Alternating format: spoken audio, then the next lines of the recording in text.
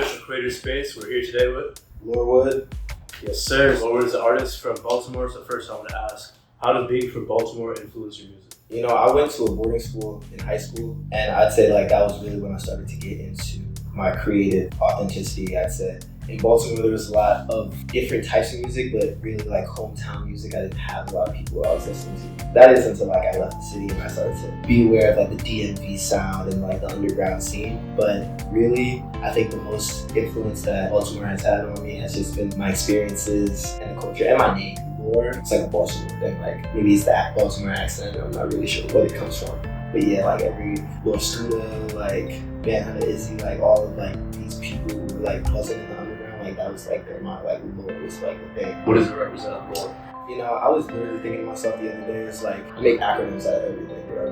And I was like, Lord, I feel like it needs to have like some more relevance and importance to like my story and shit like that. I was thinking to myself, I was like, lock-ins are religion. It's like something that me and my brothers were talking about like 3 weekends ago. We sometimes just hop on the phone and I'll show them my release and stuff. And I had a song like entitled Lord. It was an acronym. And it was like, what's the acronym stand for? And I was like, I don't know yet. But I like made it up on the spot. And I feel like it might stick. I don't know how I feel about it, but to be honest, it's just something that I never changed about my name. There was a couple times where I was like, maybe I should change my name, but I think the Lord is something that I need to like hold on to, remind myself of where I was coming from. Like I didn't give myself a New York aesthetic name or Cali aesthetic name or Connecticut aesthetic name yet. No one understands what it is. Like, what's it? Is it like your Lord? Like, are you like the Lord? Is it like, no, it's just what it means. Yeah. So the Lord represents where you're from. Also, another part of where you're from is you're a producer for your artist. So how was it to make that transfer? I actually was like a producer ever so briefly, right? And it's so funny that you knew that because like it was such a brief time. I wanted to get into music. I knew that I loved music. I loved rap. I was getting into the SoundCloud era. It was just something that was fascinating me. But I didn't feel like I could be a rapper. Many reasons for that. Like a lot of the culture of rap when I was younger, growing up, made me feel like you had to be in the streets or like you needed to be like hard or a tough person. I went to a prep school. I played tennis growing up. So I kind of like was intimidated by the thought of stepping into that realm of being a rapper because I felt like it just came with a lot of stake. But I was like, I wanted to be as close as I can to it. And freshman year, there was a club and it was like a digital production class and I started producing and I loved it, but I just never was satisfied. I don't know what it was that didn't satisfy me, but I was discouraged to the point where I said, I feel like I can't produce. I don't know music theory. I don't know how to like sound selection. I'm not sure what makes my favorite song my favorite song. The next consolation was, all right, well, YouTube has beats and a whole bunch of stuff, and I used to freestyle with my friends in lunch and like all sorts of stuff, you know, cafeteria freestyles, like in the car, on the bus. Maybe I'll try rapping. And it took me a long time before I felt confident enough to feel like I want to be like a rapper, I want to be an artist. And I came back to producing. In the last 2 years, being a rapper is one thing, but being an artist, I felt like meant more than that. Like I wanted to be able to speak to different people and understand their language. And I felt like the way for me to do that is just educate myself in any way I could. Production styles, different genre styles, like really allowing myself to expand to understand how people think. And yeah, it's been fun getting back into production, but I was really influenced. Like when I was young, there was a producer named Cardo. Now he works with like Playboy Cardi and all these other people. Back in the day, he would work with like Juice WRLD and like Rich the Kid, and he was just like my favorite like trap producer. That was what made me want to produce. And, like a lot of people are like influenced by Kanye, I feel like, in terms of like production style, the way that he made with 808s and stuff like that. But I feel like TM88 and Southside and like Metro Boomin, like that sound was just captivating, and it changed. Like once you get to Houston, it changed. Once you get to Cali, it changed. But like the essence of like that trap move, I felt like I never could like access it, but I could rap with it. That's where it came from. It's like a cycle, went from producing to rapping, now like back to producing and rapping. So I'm trying to make it all come together. So if those are your producer inspirations, who are some of your artist inspirations? There really are like a lot, and they come in different phases. I guess I'll start at the beginning of high school when I started making music. Jay Critch was hood favorite, like anything he dropped, SoundCloud, snippets on his IG. I'm finding someone screen recorded. And I think it was just because of his youth. And also like it felt so like easy. It felt accessible. Yeah, like he made it seem like, yeah, you can like leave after school and rap and like do all this and hustle your moves like not young. It inspired me, you know, definitely like inspired me. And then when he got tapped into Rich the Kid and like the Rich Forever movement, and as he started to grow, I kind of grew with him. So like the artists he would connect with, I was like getting into their music, and then the artists that they connected with, I was getting into their music. So it kind of like all branched out from music. Shout out to my man Julian. He put me on to Jay Critch. He's from Brooklyn, and he lived on the same street as Jay Critch. Like, oh, we came to school. It's like, yeah, we live on the same street.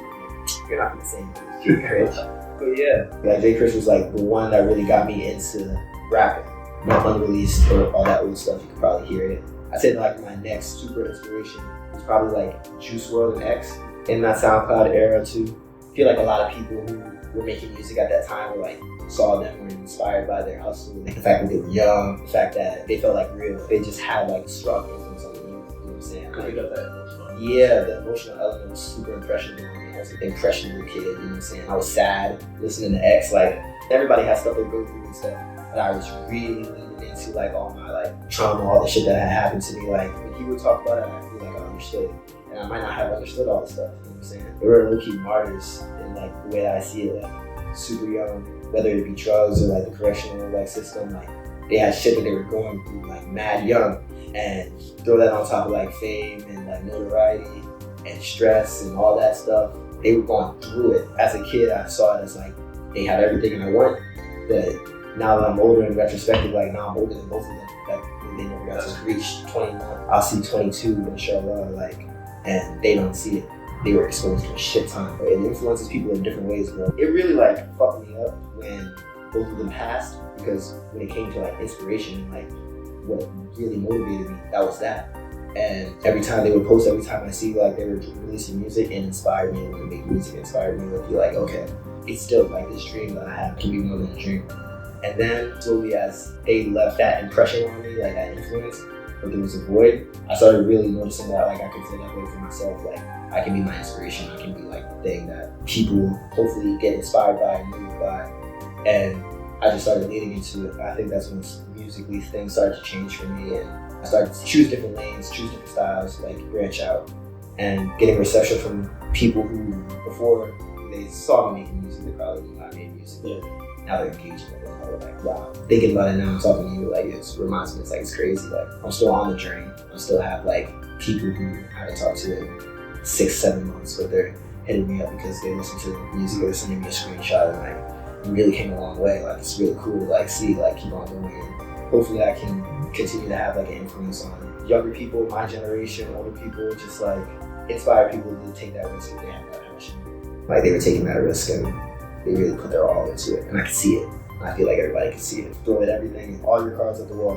You gonna go for it, you gonna go for it. Like I wanna be that. Who's like, what am I gonna do to get there? Take that lead. Yeah, take that lead. On that same subject of taking a lead, you know, that kind of reminds me of Jean-Michel Basquiat. Your album, your most recent was called You Basquiat, so he's that inspired by him. And I also know that you paint. Right? Yeah. Tell me about that. When I was young, I was really, really, really into art. Elementary school and middle school, like I didn't know who Basquiat was. As I got older, it was like a funny thing that my mom, she got me a book of just influential African-American moguls in the world of like creativity. I'm named after Winston Hughes. So like, I like to feel like that's an influence that doesn't happen for no reason. Yeah. I think about all of these like small coincidences or maybe not coincidences. That's like a reason why I'm here. My youngest brother, Denmark, he was the influence behind that. He got locks, like dreadlocks, and when they were in their like early stages, he looked like Basquiat, you know, like fair skin, kind of reddish hair, but like all over the place, freeform.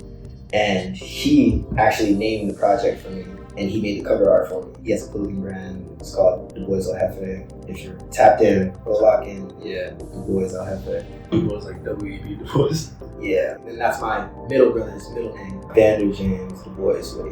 We're taking all of it, like we're trying to embrace that lineage. We are the Woody boys, like the boys, we are them boys. So like playing on words. He was clever when he made the name. He does custom clothing, and it's all his art. He actually did like a really, really like cool showcase at the end of his high school, and he had like basically a whole catalog of paintings. And seeing them like really like moved me, because he told me that I inspired it. I have a mother who's super into art. My father's super into art. Always had art in the house. I would always make art. I kind of was discouraged by the way that I guess my dad portrayed the livelihood of artists, intrinsically attached to struggling and not really having that security and not having like a real value. It's like a struggle. Yeah. with my mom in Philadelphia, and she like really encouraged me to like continue my art. I went to boarding school. My brother stayed in Baltimore, but he was around all my art and he was making art all the time. But yeah, it's always been like a longing for that creative outlet that sometimes I was able to lean into, sometimes I wasn't able to lean into, but it's always had like a real influence. And so that new Basquiat is like, for me, I was trying to like branch into a new sound, new production, and when my brother like named it, it made sense for me. I also had a line in one of my songs that was like, you can call it the new Basquiat. It was like a specific song in a snippet that I had sent him, and I think that's like why he got it from that line. He got it from that line. The art is, I feel like in every instance, whether that's like visual art, musical art, they all play off each other in very interesting ways and nuanced ways. I don't think many of us like really see it or appreciate it, me included, but it's always in there. Yeah. I mean, I think you're appreciating it right now. You're seeing the influence, the excellence that comes from expression. Yeah. From the intersection of that. But what can you tell me about Mic Check? Mic Check, there's so much to say about Mic Check. My freshman year, I was a much different person, and I had no idea what was going on. When it came to West, it was such a foreign place to navigate. I didn't know, is this a place where I can embrace music? Is this a place where I like might have to give up my dream of music? I didn't know what to expect. And when I got here, I realized how creative and talented so many people on this campus are. One of those people happened to be Levon Matthews. He was a junior and I was a freshman. And he started Mic Check by himself, a couple other friends, a student-led organization to try to like uplift, promote, showcase hip hop and R&B talent. The first time I ever went out to any event at Wesleyan was a Mic Check event.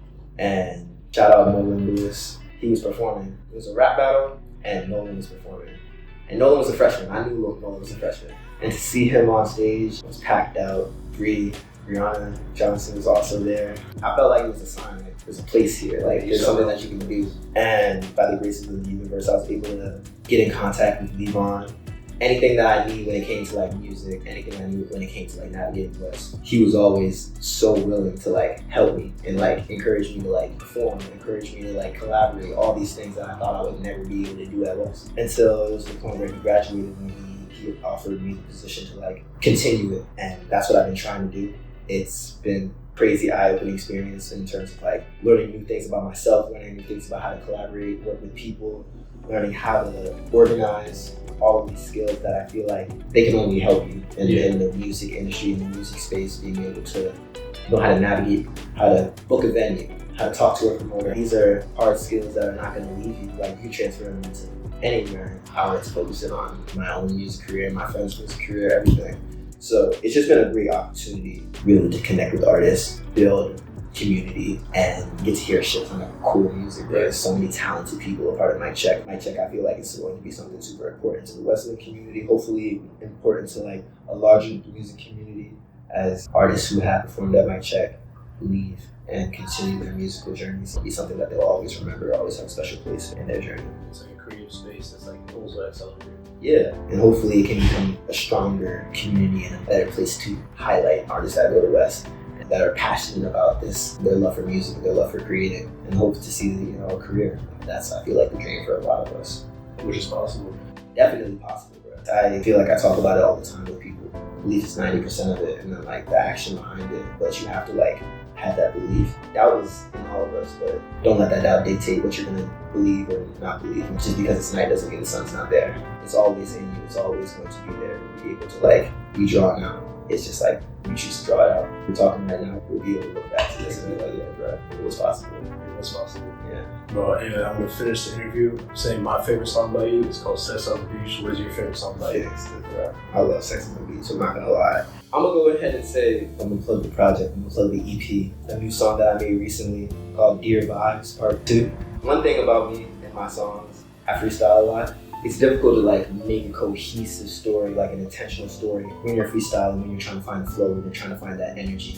Sometimes it's just about feeling, and then another part of it is like the feeling and the substance to it. I feel like Sex on the Beach kind of has the feeling and the substance, like you can feel it. You may not know exactly what I'm talking about, but you can see yourself in it, you can feel yourself in it. In this particular song, and recently reflecting on the stuff I've been going through this last semester, there's a lot of stuff that's changed for the better for me. And I'm like so blessed for that to be the case. But there's also like a lot of things that are put on my shoulders as a result of these blessings, right? And trying to navigate that is difficult. And nobody tells you to have grace on yourself. but that's like what that song is really about. You know who you are, and you know what you're doing. How the sacrifices you gotta make right now may seem hard, but you know what the mission and what the end goal is. But you know what the mission and what the end goal is. But you know what the mission and what the end goal is.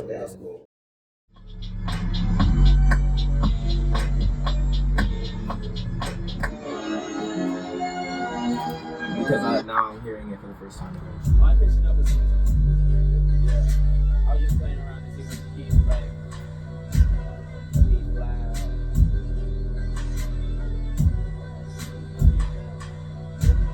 Yeah, I ain't feeling fingers in the saints.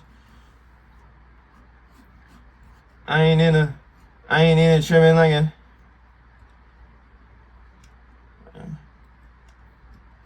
I ain't in a. Yeah, fucking around, ringing like a ring song.